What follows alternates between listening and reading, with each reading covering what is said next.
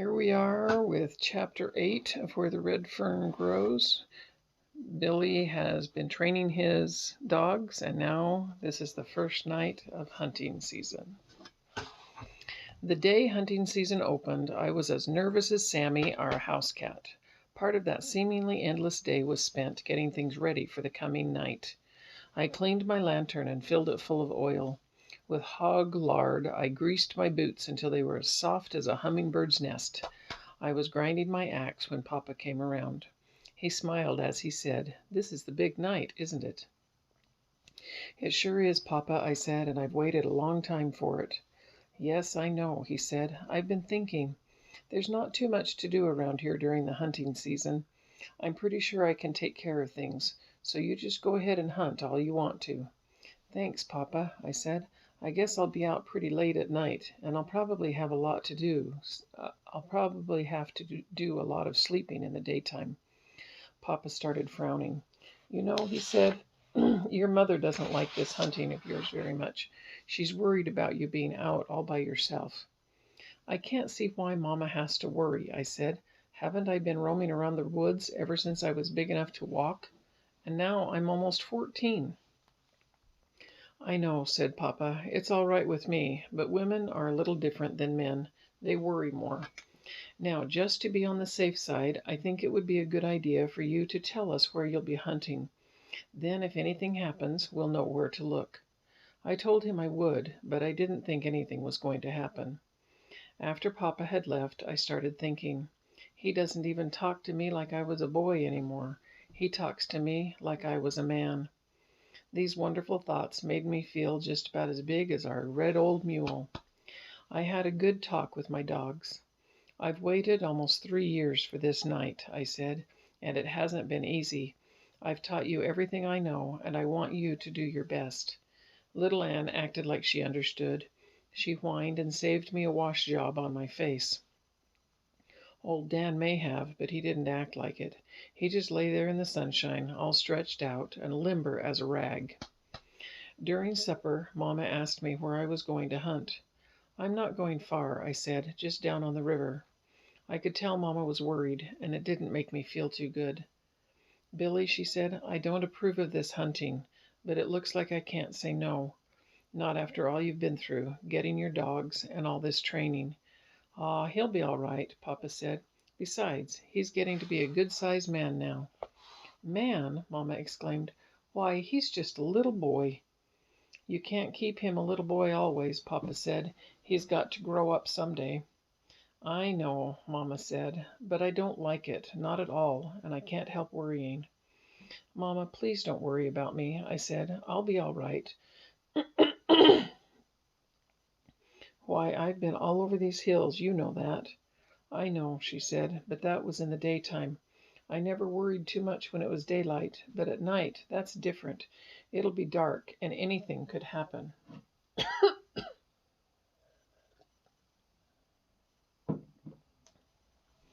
"There won't be anything happen," I said. "I promise I'll be careful." Mama got up from the table, saying, "Well, it's like I said. I can't say no, and I can't help worrying. I'll pray every night that you're out." The way Mama had me feeling, I didn't know whether to go hunting or not. Papa must have sensed how I felt. "It's dark now," he said, "and I understand those coons start stirring pretty early. You had better be going, hadn't you?" While Mama was bundling me up, Papa lit my lantern. He handed it to me, saying, "I'd like to see a big coonskin on the smokehouse wall in the morning." The whole family followed me out on the porch. There we all got a surprise. My dogs were sitting on the steps, waiting for me. I heard Papa laugh. "Why, they know you're gone hunting," he said. "Know it as well as anything." "Well, I never," said Mama. "Do you really think they do? It looks like they do. Why, just look at them." Little Ann started wiggling and twisting. Old Dan trotted out to the gate, stopped, turned around, and looked at me. "Sure, they know Billy's going hunting," piped the little one, "and I know why." "How do you know so much, silly?" asked the oldest one. "Because I told little Ann, that's why," she said, "and she told old Dan. That's how they know." We all had to laugh at her. The last thing I heard as I left the house was the voice of my mother. "Be careful, Billy," she said, "and don't stay out late." It was a beautiful night, still and frosty. A big, grinning Ozark moon had the countryside bathed in a soft yellow glow. The starlit heaven reminded me of a large blue umbrella outspread with the handle broken off. Just before I reached the timber, I called my dogs to me. "Now the trail will be a little different tonight," I whispered. "It won't be a hide dragged on the ground. It'll be the real thing. So remember everything I taught you, and I'm depending on you. Just put one up a tree, and I will do the rest." I turned them loose, saying, "Go get 'em!" They streaked for the timber. By the time I had reached the river, every nerve in my body was drawn up as tight as a fiddle string. Big-eyed and with ears open, I walked on, stopping now and then to listen. The way I was slipping along, anyone could have thought I was trying to slip up on a coon myself. I had never seen a night so peaceful and still. All around me, tall sycamores gleamed like white streamers in the moonlight. Across the river and from far behind in the rugged mountains, I heard the baying of a hound. I wondered if it was the same one I had heard from my window on those nights so long ago. Although my eyes were seeing the wonders of the night, my ears were ever alert, listening for the sound of my hounds, telling me they had found a trail. I was expecting one of them to bawl, but when it came it startled me. The deep tones of old Dan's voice jarred the silence around me. I dropped my axe and almost dropped my lantern. A strange feeling came over me. I took a deep breath and threw back my head to give the call of the hunter, but something went wrong. My throat felt like it had been tied in a knot. I swallowed a couple of times, and the knot disappeared. As loud as I could, I whooped, "Hoo-wee! Get him, Dan! Get him!" Little Ann came in. The bell-like tones of her voice made shivers run up and down my spine.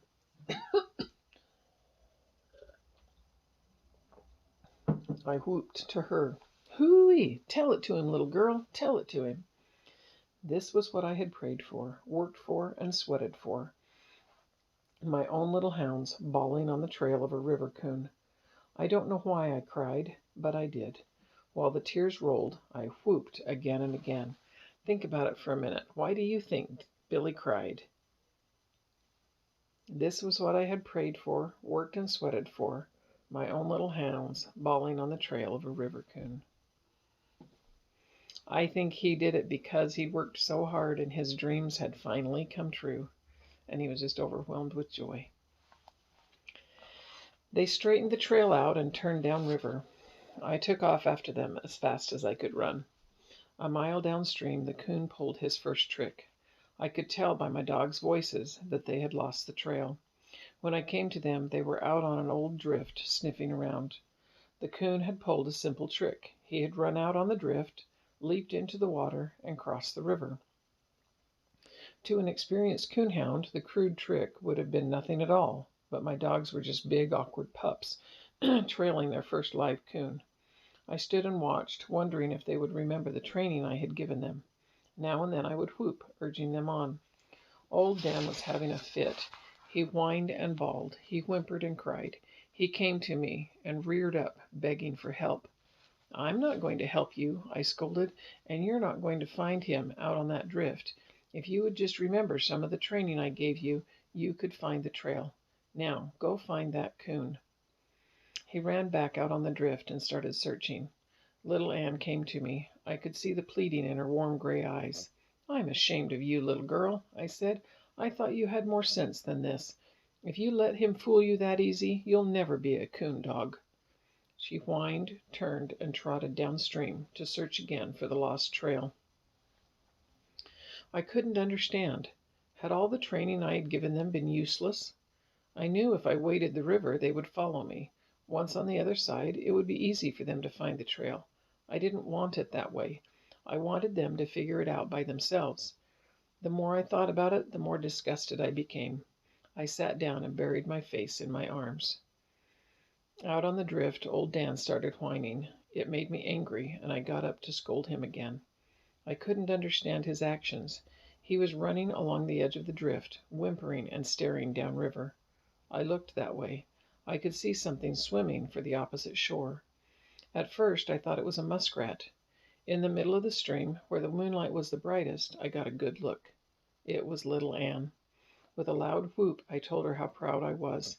My little girl had remembered her training. She came out on a gravel bar, shook the water from her body, and disappeared in the thick timber. Minutes later, she let me know she had found the trail. Before the tones in her voice had died away, old Dan plowed into the water. He was so eager to join her, I could hear him whining as he swam. As soon as his feet touched bottom in the shallows, he started bawling and lunging. White sheets of water, knocked high in the moonlight by his churning feet, gleamed like thousands of tiny white stars. He came out of the river onto a sandbar. In his eagerness, his feet slipped in the loose sand, and down he went. He came out of his roll, running and bawling. Ahead of him was a log jam. He sailed over it and disappeared down the river bank. Seconds later, I heard his deep voice blend with the sharp cries of little Anne. At that moment, no boy in the world could have been more proud of his dogs than I was. Never again would I doubt them. I was hurrying along, looking for a shallow riffle so I could wade across, when the voices of my dogs stopped. I waited and listened. They opened again on my side of the stream. The coon had crossed back over. I couldn't help smiling. I knew that never again would a ringtail fool them by swimming the river. The next trick the old fellow pulled was dandy. He climbed a large water oak standing about 10 feet from the river and simply disappeared. I got there in time to see my dogs swimming for the opposite shore. For half an hour they worked that bank. Not finding the trail, they swam back. I stood and watched them. They practically tore the river bank to pieces looking for the trail. Old Dan knew the coon had climbed the water oak. He went back, reared up on it, and bawled a few times. "There's no use in doing that, boy," I said. "I know he's climbed it, but he's not there now. Maybe it's like Grandpa said, he just climbed right on out through the top and disappeared in the stars." My dogs didn't know it, but I was pretty well convinced that that's what the coon had done. They wouldn't give up. Once again they crossed over to the other shore. It was no use. The coon hadn't touched the bank. They came back. Old Dan went up the river, and little Nan worked downstream. An hour and a half later, they gave up and came to me begging for help. I knelt down between their wet bodies. While I scratched and petted them, I let them know that I still loved them. "I'm not mad," I said. "I know you did your best. If that coon can fool both of us, then we're just beat. We'll go someplace else to hunt. He's not the only coon in these bottoms." Just as I picked up my axe and lantern, little Anne let out a bawl and tore out down the river bank. Old Dan, with a bewildered look on his face, stood for a moment looking after her. Then, raising his head high in the air, he made my eardrums ring with his deep voice. I could hear the underbrush popping as he ran to join her. I couldn't figure out what had taken place. Surely little Anne had heard or seen something.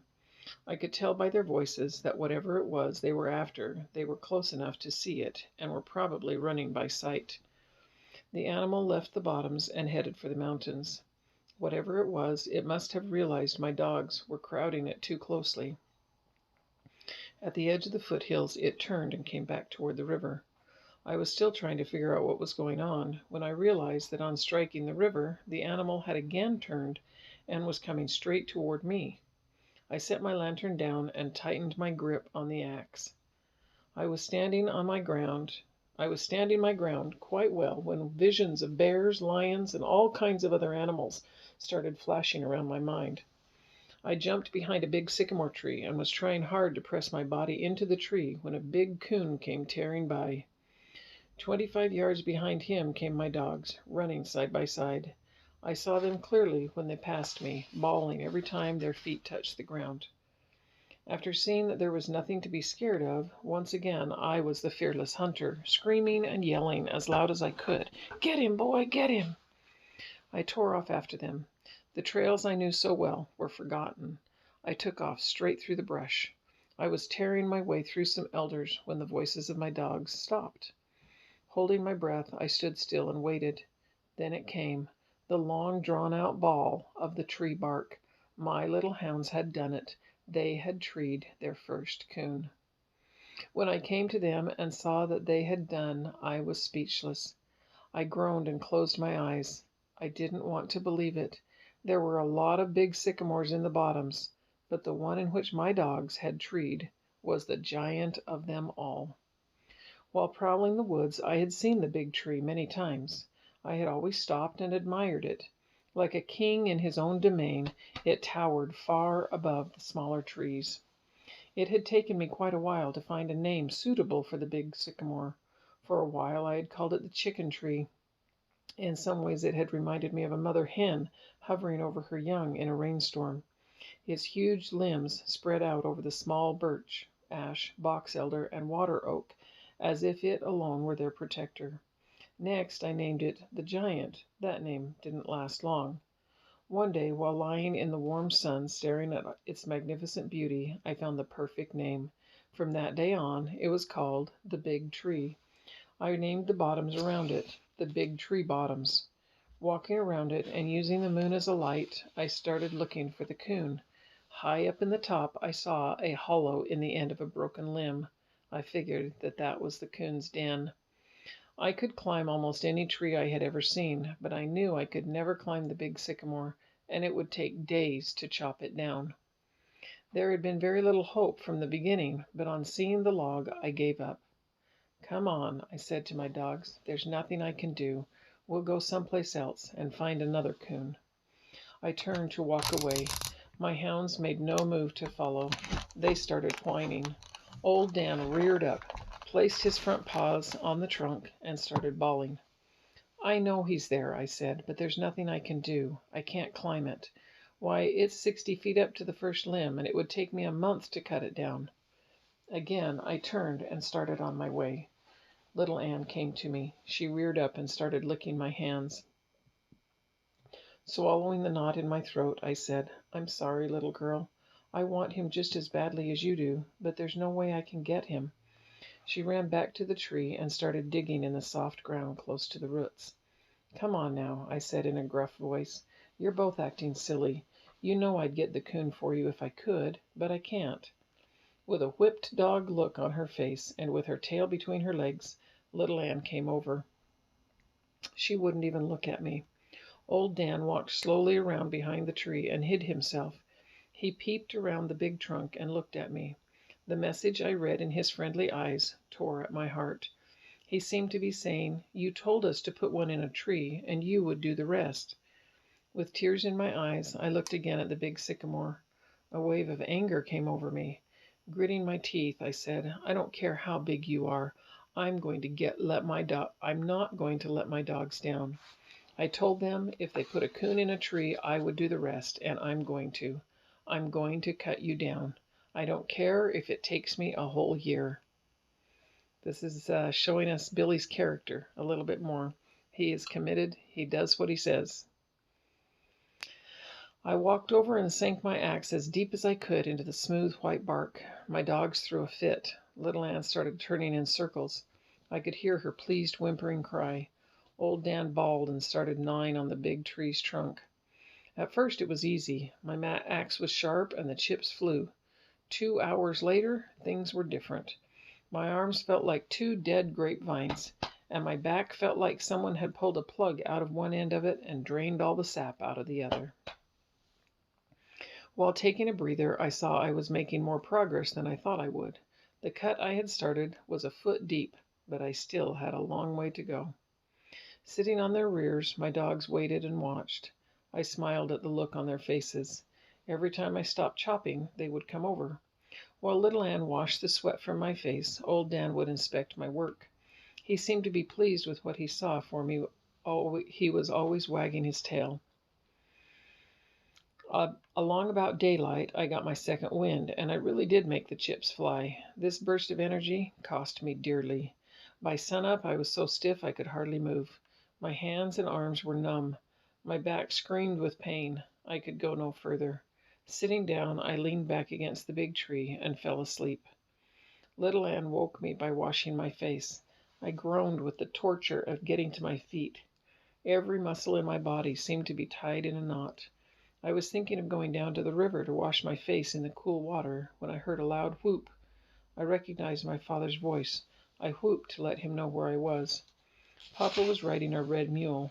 After he rode up, he just sat there and looked me over. He glanced at my dogs and at the big sycamore. I saw the worry leave his face. He straightened his shoulders, pursed his lips, and blew out a little air.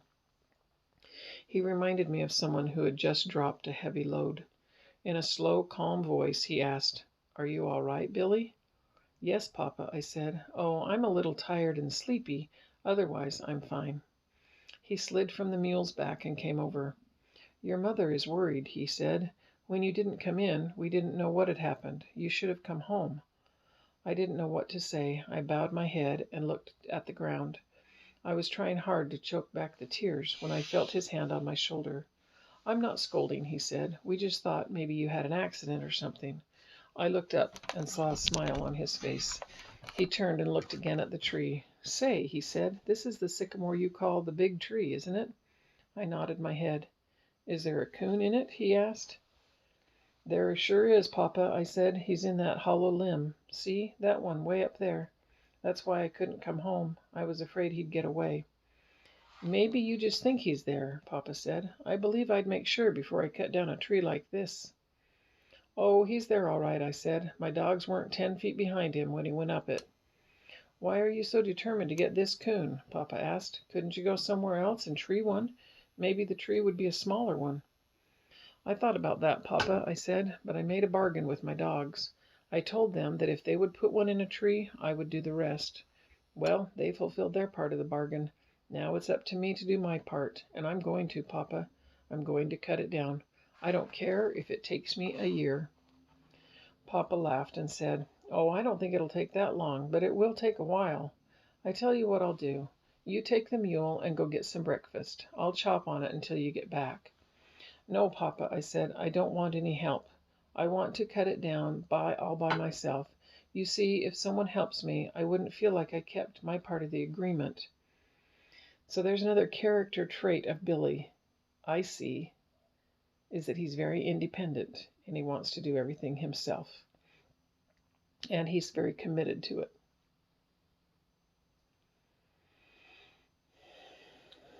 An astonished look came over my father's face. "Why, Billy," he said, "you can't stay down here without anything to eat and sleep. Besides, it'll take at least 2 days to cut that tree down, and that's hard work." "Please, Papa," I begged, "don't make me quit. I just have to get that coon. If I don't, my dogs won't ever believe me again." Papa didn't know what to tell me. He scratched his head, looked over my dogs and back at me. He started walking around. I waited for him to make up his mind. He finally reached a decision. "Well, all right," he said, "if that's the way you want it. I'm for it, even if it's only an agreement between you and your dogs. If a man's word isn't any good, he's no good himself. Now I have to get back and tell your mother that you're all right. It's a cinch that you can't do that kind of work on an empty stomach, so I'll send your oldest sister down with a lunch bucket." With tears in my eyes, I said, "Tell Mama I'm sorry for not coming home last night." "Don't you worry about your mother," he said as he climbed on the mule's back. "I'll take care of her.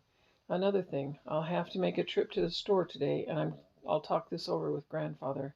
He may be able to help some way." After Papa left, things were a little different. The tree didn't look as big, and my axe wasn't as heavy.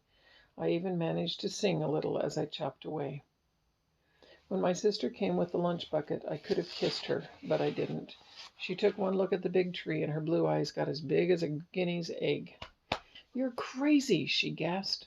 "Absolutely crazy. Why, it'll take a month to cut that tree down, and all for an old coon." I was so busy with the fresh side pork, fried eggs, and hot biscuits, I didn't pay much attention to her.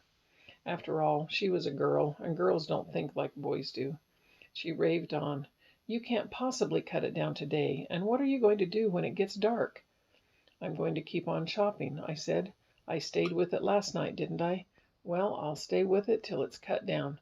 I don't care how long it takes." My sister got upset. She looked at me, threw back her small head, and looked up at the top of the big tree sycamore. "You're as crazy as a bedbug," she said. "Why, I never heard of such a thing."